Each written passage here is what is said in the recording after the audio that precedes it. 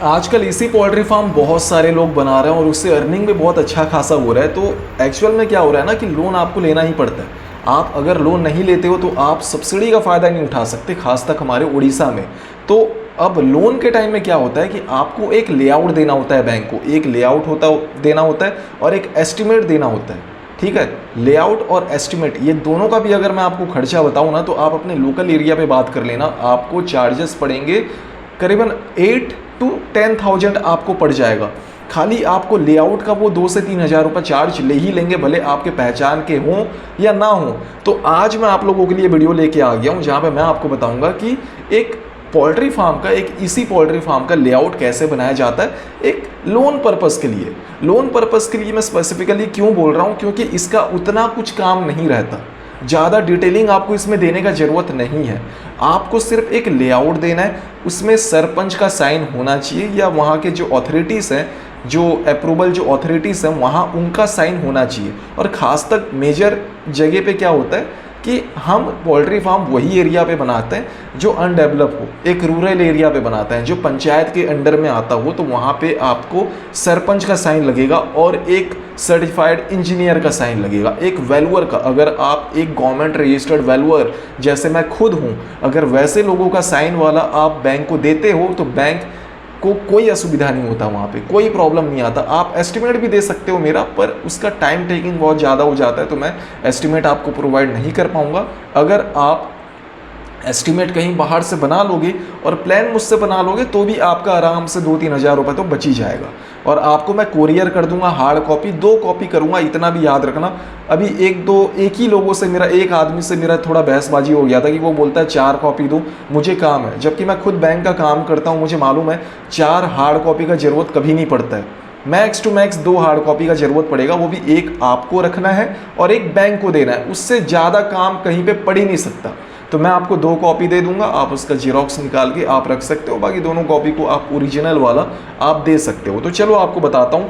तो इसी poultry farm में देखो, ये जो पोल्ट्री फार्म है ये भी किसी का है, मेरे ही क्लाइंट का है, जो यूट्यूब के थ्रू मेरे पास में आए हुए हैं, मैसेज किए हुए थे, मैंने उन्हें अपना प्लान बनाया और कुरियर में मैंने सेंड आउट कर दिया। तो इनका यू शेप में है, आपका इधर भी आपका कूलिंग पैड है, इधर भी कूलिंग पैड है और इधर आपका शायद तक यहाँ पे कूलिंग पैड नहीं है, इसको मैंने क्लोज किया हुआ है। तो 2 टाइप का रहता है, एक तो यू शेप में रहता है, एक यहाँ पे रहेगा और एक यहाँ पे पैरेलल शेप पे रहता है। तो हम इसका बात करेंगे। तो यहाँ पे देख लो मैंने एक्चुअल में प्लान में क्या क्या लेआउट पे क्या क्या दिखाया हुआ है। एक तो ये बर्ड कैचिंग रूम हो गया, डोर हो गया, यहाँ पे फैन साइड हो गया, ये आपका एग्जॉस्ट फैन आ गया यहाँ पे।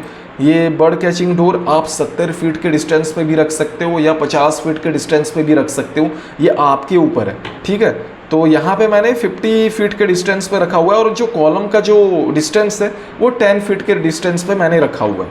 और बाकी आप लोग देख लो, ये आपका कूलिंग पैड हो गया, इस साइड आपका कूलिंग पैड हो गया, ये मेन डोर आ जाएगा, यहाँ पे सारा आपका कंट्रोल रहेगा। आपके इसी पोल्ट्री फार्म का पूरा स्विचेस हो गया, सारा का सारा कंट्रोल यहाँ पे रहेगा। कुछ आप यहाँ पे रख भी सकते हो और ये यहाँ पे आपका सब कुछ यहाँ पे रहेगा। और ये आपका एलिवेशन हो गया, जो आपका ये कूलिंग पैड हो गया, ये डोर हो गया, ये एग्जॉस्ट आपका वेंटिलेशन हो गया। तो कुछ ये डिटेल। और साथ में अगर आप प्रोजेक्ट रिपोर्ट में अगर आप देखोगे तो आपका वहाँ पे ऑफिस रूम भी रहता है, गोडाउन भी होता है, आपका लेबर क्वार्टर भी होता है। तो उसको सिंपल मैं ऐसे तरीके में आपको बना के दे दूंगा, इसमें कोई भी ऑब्जेक्शन आपको करेगा नहीं, कोई बैंक आपको नहीं करेगा। ये मैं खुद देते आ रहा हूँ मैं अपने लोकल एरिया पे, तो कोई इशू नहीं होता है, आपका इजीली लोन हो जाएगा। बस आपको एक काम और करना पड़ेगा कि आपको इस वाले प्लान को कोई सिविल इंजीनियर, बैंक के जो रजिस्टर्ड है, आप बैंक से बात कर लेना। वो जिनको बोलेंगे कि जाओ इनसे बनवा लो, तो आप उनसे एक बार इसका एस्टिमेट बना लेना। पर वो आपको ये सवाल नहीं करेगा कि आपका ये वाला लेआउट वैलिड या काम नहीं आएगा। अगर करता है तो आप मुझसे कांटेक्ट कर सकते हो, क्योंकि जो भी सिविल इंजीनियर का नाम बैंक वाले बताएंगे ना, उससे ज़्यादा हम लोग एलिजिबल हैं, क्योंकि हम एक वैल्यूअर होते हैं। आप जब लोन करवाने जाओगे ना तो आपके पोल्ट्री फार्म का वैल्यूएशन रिपोर्ट दिया जाता है बैंक पे, और जो वैल्यूअर आता है वही हम काम करते हैं। मतलब मैं अपना बता रहा हूँ, मैं अपना ही बता रहा हूँ, इंडिविजुअली बता रहा हूँ मैं अपना। तो हमारा जो साइन होगा वो एज ए वैल्यूअर का आपको मैं यहाँ पे साइन करके दूंगा। जो इंजीनियर साइन है यहाँ पे मेरा खुद का साइन होगा, और आपको जो सरपंच का जो साइन करवाना है वो यहाँ पे आपको करवाना है। और जो ओनर होगा उनका साइन आप यहाँ पे करवा सकते हो, यहाँ पे करवा लेना। तो ये कुछ हो गया हमारा पोल्ट्री फार्म का लेआउट। और इसको अगर मैं बनाने का वीडियो स्टेप वाइज मैं बना के डाल दूंगा, सिविल इंजीनियर्स लोगों को काफ़ी ज़्यादा हेल्प करेंगे। काफ़ी लोग मुझे इसका फाइल भी मांगते रहते हैं कि मुझे दीजिए करके, तो उससे अच्छा मैं दे तो नहीं पाऊँगा, पर उससे अच्छा मैं आपको वीडियो बना के प्रॉपर एक वीडियो बना के डाल दूँगा।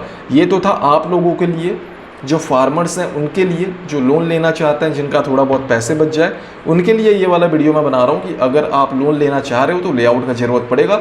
999 रुपीज़ में आपको मैं ये प्रोवाइड कर दूंगा, और पूरा एज पर बैंक के रिक्वायर्ड फॉर्मेट पे आपको मैं प्रोवाइड कर दूंगा। कोई दिक्कत नहीं आएगा, मैं असिस्ट भी करूँगा अगर इन फ्यूचर कुछ भी प्रॉब्लम आता है तो। ठीक है, तो फिर मिलते हैं एक नए वीडियो के साथ।